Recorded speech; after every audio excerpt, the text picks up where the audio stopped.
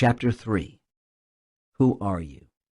Ramana Maharshi, 1879 to 1950, a great teacher in the yogic tradition, used to say that to attain inner freedom, one must continuously and sincerely ask the question, who am I? He taught that this was more important than reading books, learning mantras, or going to holy places. Just ask, who am I? Who sees when I see? Who hears when I hear? Who knows that I am aware? Who am I? Let's explore this question by playing a game. Make believe that you and I are having a conversation. Typically, in Western cultures, when someone comes up to you and asks, "Excuse me, who are you?" you don't admonish them for asking such a deep question. You tell them your name. For example, Sally Smith. But I'm going to challenge this response by taking out a piece of paper and writing the letters SALLYSMITH, and then showing it to you. Is that who you are?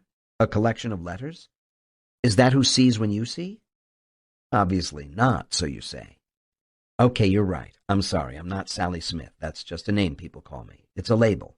Really, I'm Frank Smith's wife. No way, that's not even politically correct nowadays. How could you be Frank Smith's wife? Are you saying you didn't exist before you met Frank, and you would cease to exist if he died or you got remarried? Frank Smith's wife can't be who you are.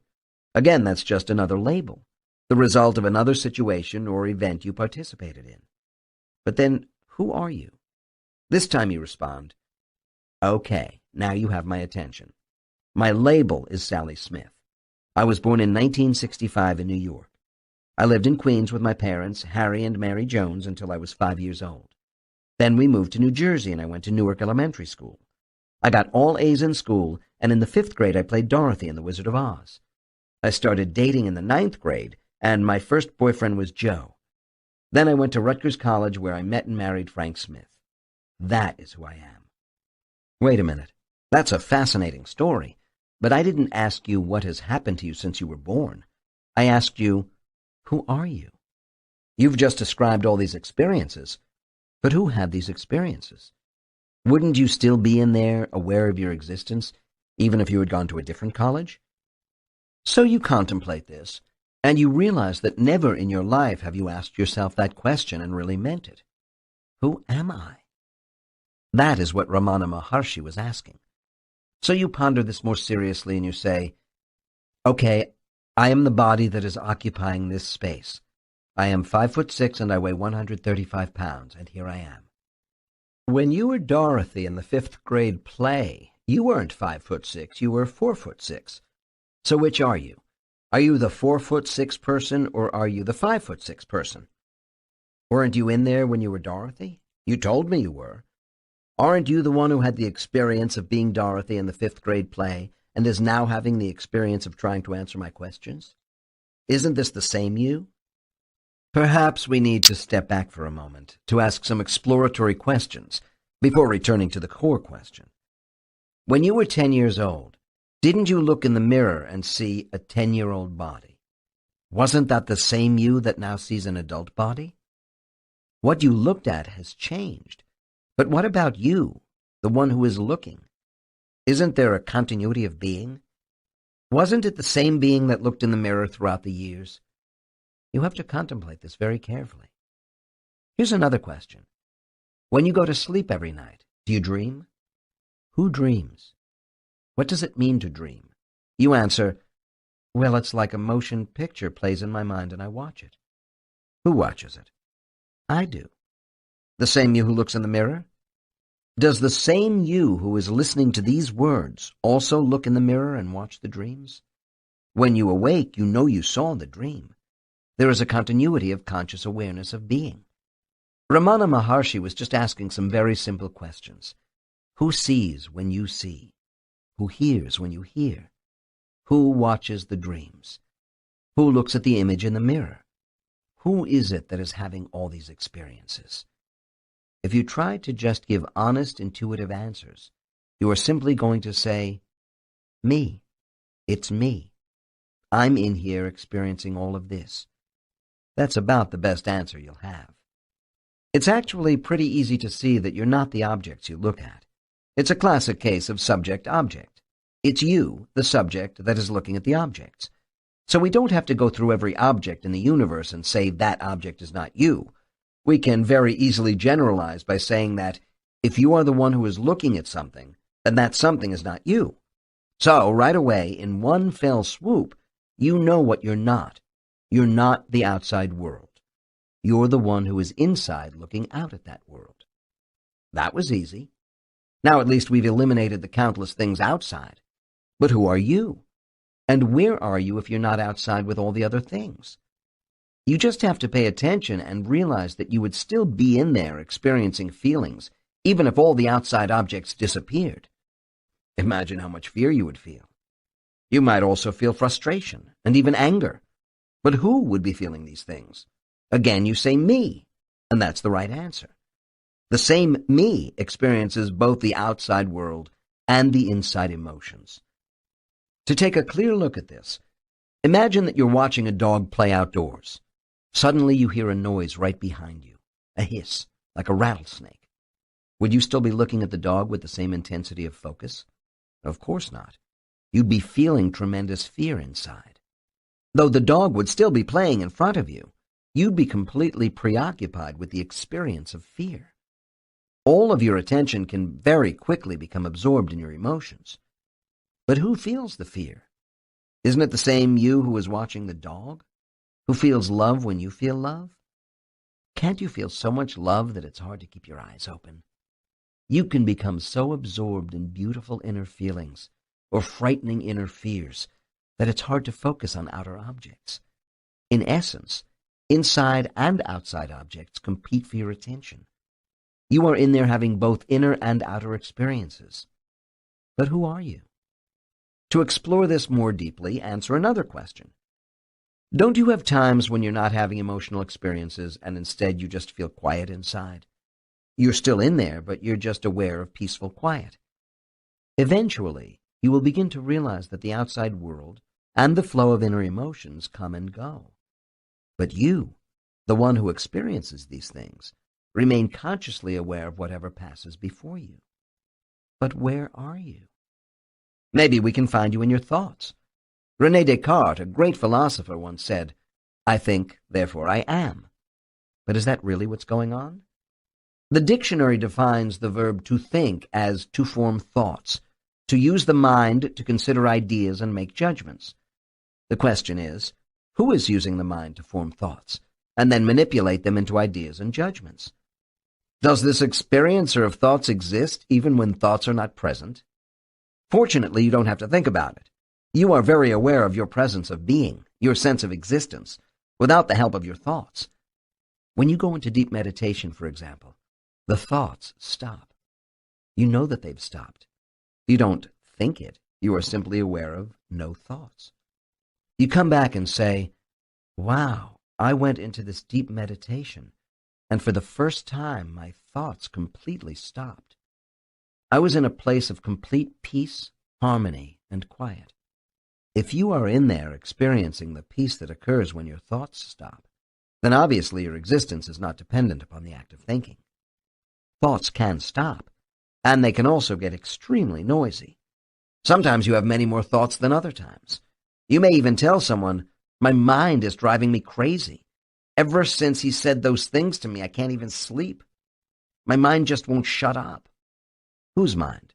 Who is noticing these thoughts? Isn't it you? Don't you hear your thoughts inside? Aren't you aware of their existence? In fact, can't you get rid of them? If you start to have a thought you don't like, can't you try to make it go away? People struggle with thoughts all the time. Who is it that is aware of the thoughts, and who is it that struggles with them? Again, you have a subject-object relationship with your thoughts. You are the subject, and thoughts are just another object you can be aware of.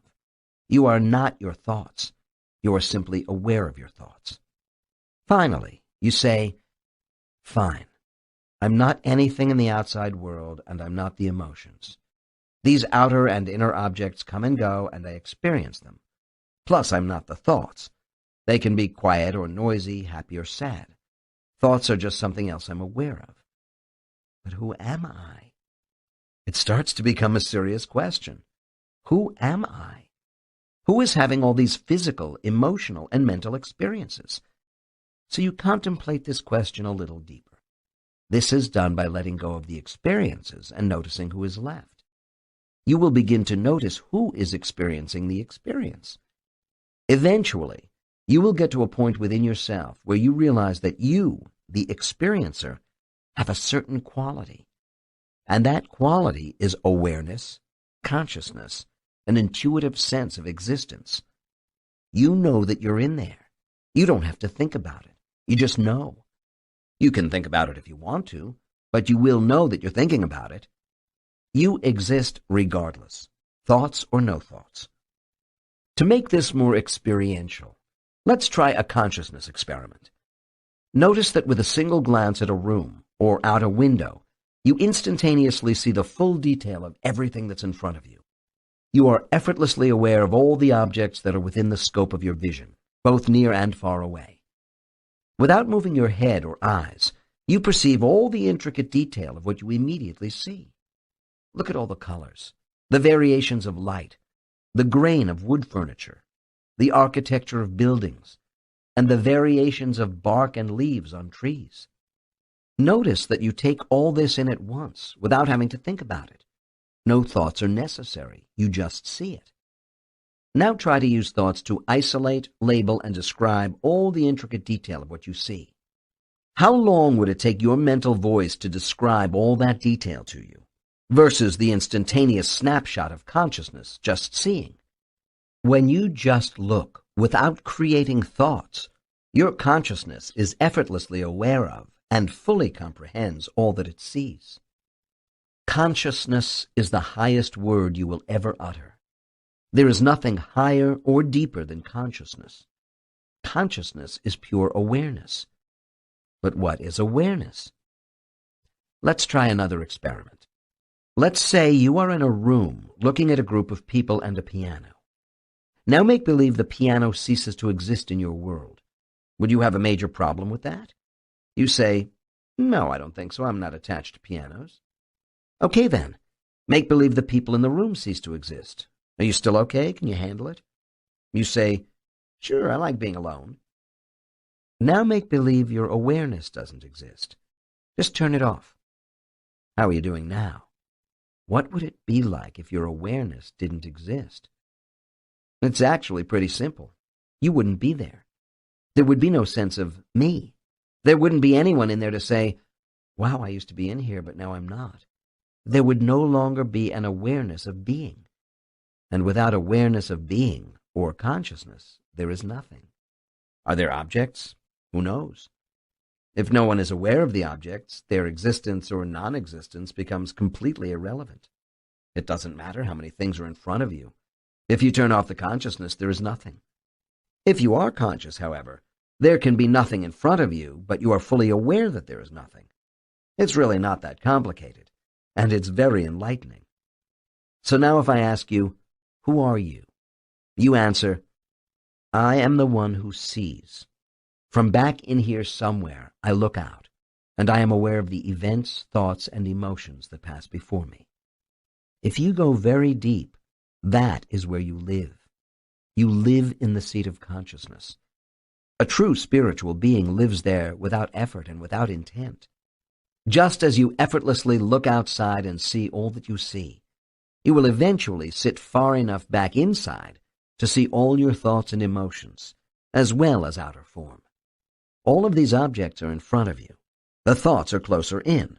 The emotions are a little further away, and form is way out there. Behind it all, there you are.